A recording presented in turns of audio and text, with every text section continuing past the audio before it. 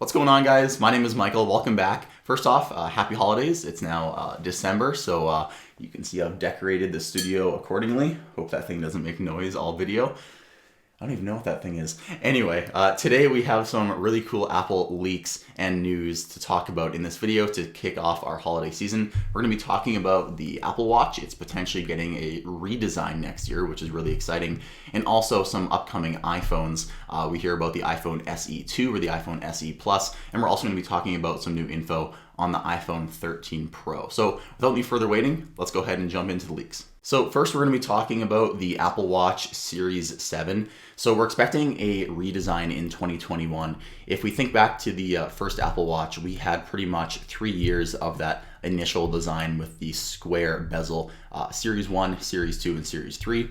Now we have the new design as I have here. This is the Series 6, but we've had this design, pretty much the identical design, just apart from a few new colors since the Series 4. So we definitely are due for a redesign, and it would make sense that we get a redesign since Apple's going on a 3-year cycle when it comes to redesigning the watch. Now, the question comes down to what is the watch going to look like? Because some people have stated that, now this is the iPhone 12 Pro, some people have stated that the square edges on the 12 Pro may be coming to the watch.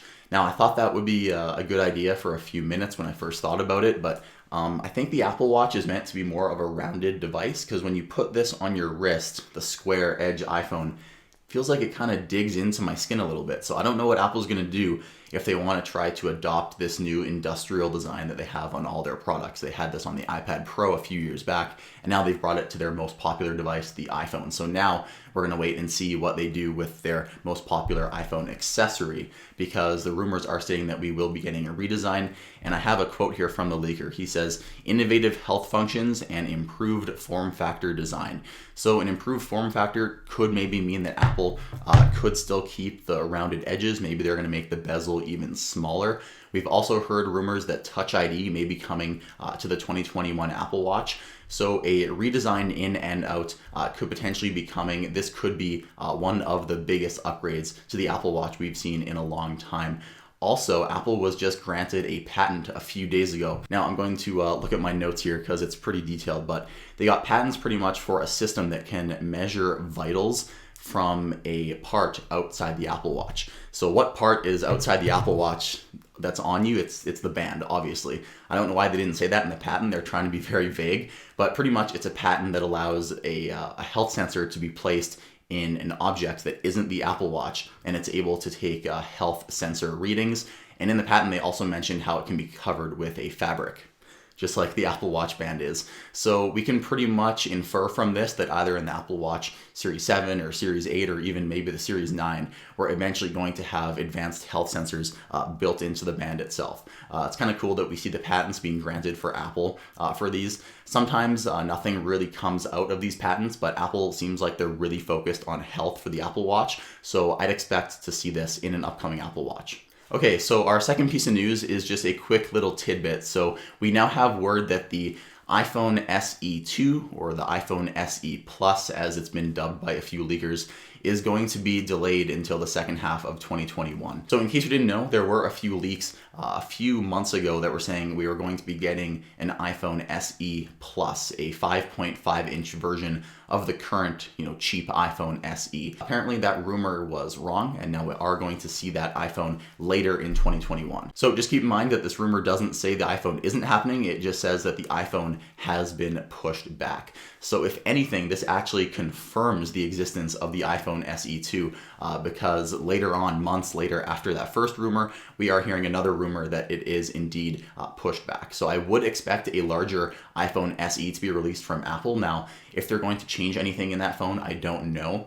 If it's going to be using the same body as the iPhone 8 Plus, because if you don't know, the iPhone SE right now uses the same body as the iPhone 8. So this new iPhone SE Plus, if it does use the same body as the iPhone 8 Plus, that would mean it would get potentially a much better battery and also a second telephoto camera. So that would be first for an iPhone SE in history, the first time it would get a telephoto camera. So we're going to be on the lookout for that. We can expect an upgraded, much larger version of the iPhone SE to be released sometime in the end of 2021. And last on our list here, we're going to be talking about the iPhone 13 Pro. So if you missed my other video where I talked about what I think the iPhone 13 lineup could look like, I will link that either up there or up there, wherever the link is, but you'll have it on your screen. You can go watch that. I mentioned how I think the camera could be getting updated, the ultra-wide camera on the entire iPhone 13 lineup.